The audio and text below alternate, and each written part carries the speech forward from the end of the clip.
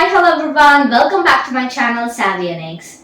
In our previous classes, we have learned to represent fractions, integers and rational numbers on a number line.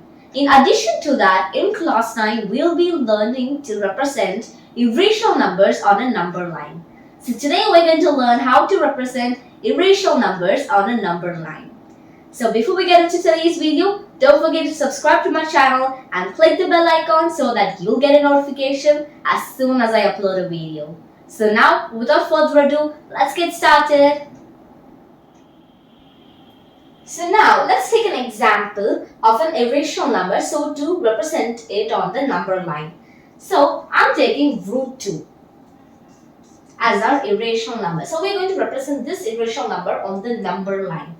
So, what we're going to do is that first we're going to use the Pythagoras theorem. And in that Pythagoras theorem, root 2 will be our hypotenuse. So, let's use the Pythagoras theorem, which is hypotenuse square plus side is equal to side square plus side square. Now, this square will go to the right hand side, which will become root side square plus side square. So now what we have to do, we have to guess a number which by substituting instead of s, instead of the side, we're going to substitute a number, and by simplifying we'll get root 2. So how about we substitute 1 in the place of s. So root 2 is equal to root 1 square plus 1 square instead of side.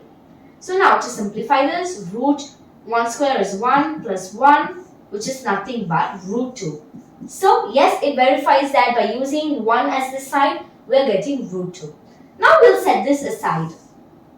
Now what we're going to do is that we're going to draw the number line.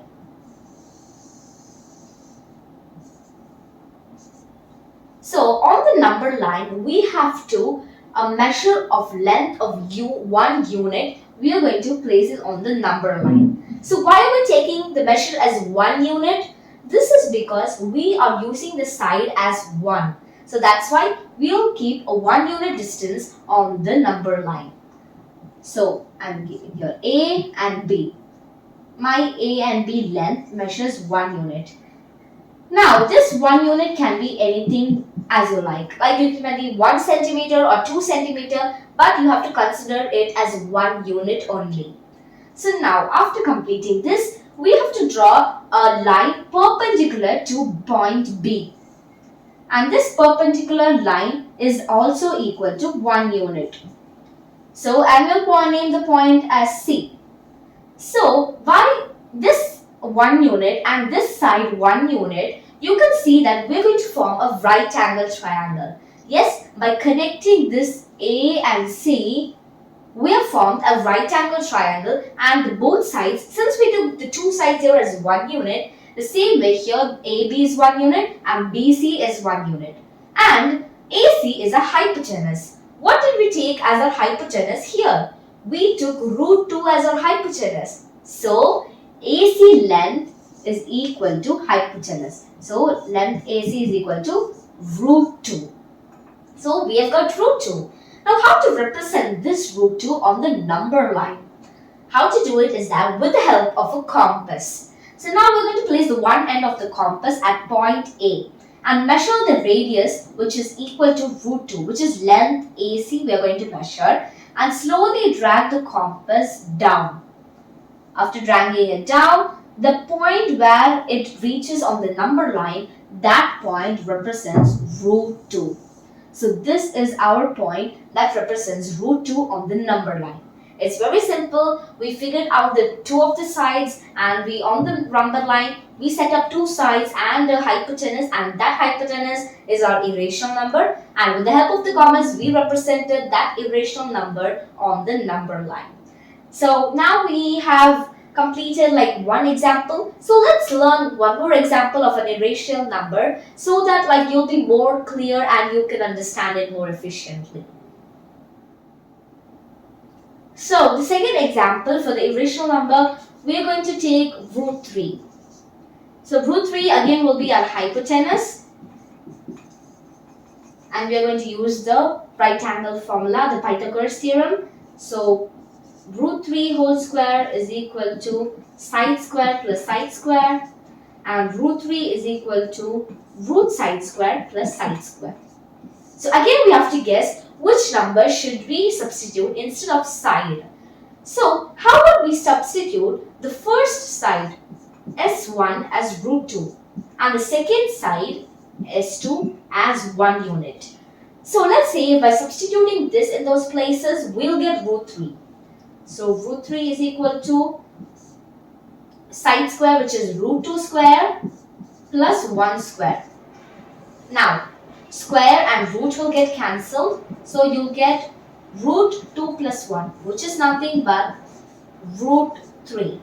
So now we've got root 3. Now we'll set this aside and now we'll draw the number line.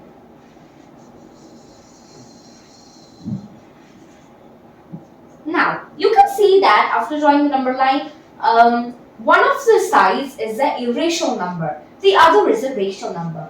So what should we do first to get the irrational number side? So for this we have to construct root 2 first. After constructing root 2, then we can construct side 1 length, and then we can do root 3. We can construct root 3 on the number line. So first, since we already know how to construct root 2, first we are going to construct root 2. So from point A to B, this is going to be of length 1 unit. And then B to C, this is 1 unit. So I'll connect point AC and this will be root 2. So now after this, we have to, with the help of the compass, keep the compass one of the end at point A and then take the measure of AC, which is equal to root 2, and bring it down. So this point, I'm going to name it as point D. Now point A to D will be our root 2.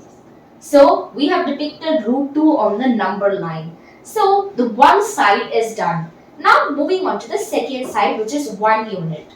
So at point D, draw a perpendicular line, mark it as point E, which is equal to 1 unit.